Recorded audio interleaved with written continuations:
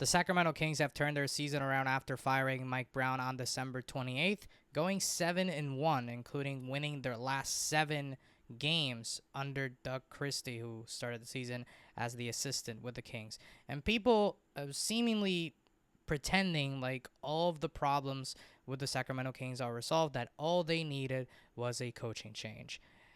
But I would beg to differ, because the Sacramento Kings have a plethora of problems, and that's something I wrote about on this article for Fanside the day after Mike Brown was fired. I didn't agree with the firing because I think, though the Sacramento Kings have a lot of problems and Mike Brown can be attributed to some of those problems, ultimately he's not responsible for most of the problems historically with this franchise, but just in a vacuum, talking about this season. And the biggest issue the Kings have, you want to read about all the issues I think they have, you can check out this article on fansided.com.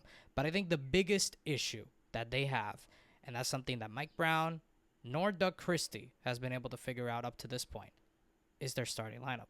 Sacramento Kings acquired DeMar DeRozan in the offseason. They made a massive upgrade on paper. Out was Harrison Barnes as starting small forward. In came DeMar DeRozan. He was already paired with De'Aaron Fox, one of the best closers in the league, two of the best closers in the league together. Domantas Sabonis at the 5. Keegan Murray had a stellar season the last year. And then you have either Keon Ellis or Kevin Huerter, depending on necessity. Kevin Huerter was starting 2 guard for most of the year until he got hurt. Keon Ellis stepped in and did massive work. So that was a great starting lineup on paper. And you look at this second lineup. This is NBA.com lineup data filtered by just the Sacramento Kings lineups this season. This is for the entire season. The Sacramento Kings were an average team with that 5 of DeRozan, Sabonis, Fox, Huerter, and Murray, which is the second one on this list, an 8.6 net rating. Pretty solid, but they were a middling team with this lineup, so Mike Brown made a change. Kevin Huerter was out, moved to the bench. In came Malik Monk. And while Malik Monk himself has played great as a starter and is making a case to be a permanent starter moving forward in his career, that lineup has not been great, a negative 2.2 net rating. And it has also affected the bench, but that's a different conversation for a different video. But the starting lineup itself hasn't been great, and that's something that Mike Brown couldn't fix, and that's something that Doug Christie hasn't been able to fix. Those numbers are for the entire season. For the time that Mike Brown was coach, so from the start of the season, October 27th, through December 27th, which is the last day that Mike Brown was the last full day that Mike Brown was a coach, that lineup of DeRozan, Sabonis, Fox, Monk, and Keegan Murray had a net rating of 0.9, which is technically positive, but it's not improving their offense, and their defense is still middle of the pack.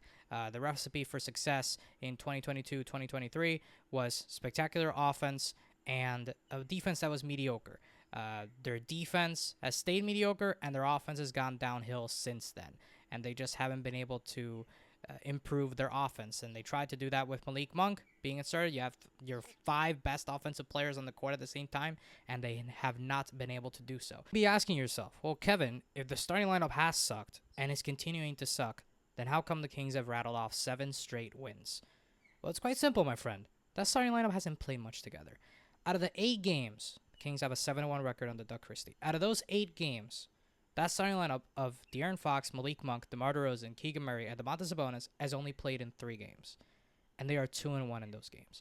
And in those 3 games, that first one was a loss against the Lakers. That was the first game Doug Christie was coaching, which I'm willing to cut him some slack, given that it was his first game as a head coach. And while sure you may argue that he was an assistant, he was already in the bench, he's already seen the strategies, it's one thing to be an assistant, it's one thing to be a head coach. So I'm willing to cut him some slack and say they were 2-0. I am willing to give them that. They are 2-0 with the starting lineup under Doug Christie. But those 2 games were the last game at Chicago against a Bulls team, which 1, the Bulls are average at best, and 2, it was only a 5-point win. And then the other game before that was against the Dallas Mavericks, who in that game were playing without Kyrie Irving nor Luka Doncic, and were in the midst of a massive losing streak because they were playing without their 2 main stars. And you look at the data, again, this is NBA.com data filtered from December 28th, which is the date that Doug Christie took over, up until yesterday, January 13th. You look at the lineup data for the Sacramento Kings, their most used lineup, this is sorted by minutes, this is filtered by minutes, I should say. Their most used lineup, DeRozan, Sabonis, Monk, Keegan Murray, and Keon Ellis, because De'Aaron Fox has been hurt for a lot of this stretch. Again, missed 5 games in a row because of an injury. Keanu Allen stepped into the starting lineup. You look at the offensive rating, not much higher than their average for the season, but the defensive rating improved like 20 points, and that cost that lineup to have a net rating of 22. And you look at the usual starting lineup of DeRozan, Sabonis, Fox, Monk, and Murray, second on this list, and it has a net rating of negative 17.2. And then you look at another Keon Ellis lineup with De'Aaron Fox in, substituting Keegan Murray. They played like 2 games without Keegan Murray, and it has a net rating of 26.3, which is another suggestion I made in my article that they should look for a lineup change. And that lineup change, at this point, they can't go back to Malik Monk being a 6-man because he would basically be getting demoted, even though he himself is playing good. So you can't do that. But what I would do is move Keegan Murray to the bench, especially given his struggles, and make Keanu Ellis a starter. Go small. F it. Play DeMar DeRozan at the 4. Most matchups aren't going to hurt DeMar DeRozan being at the 4.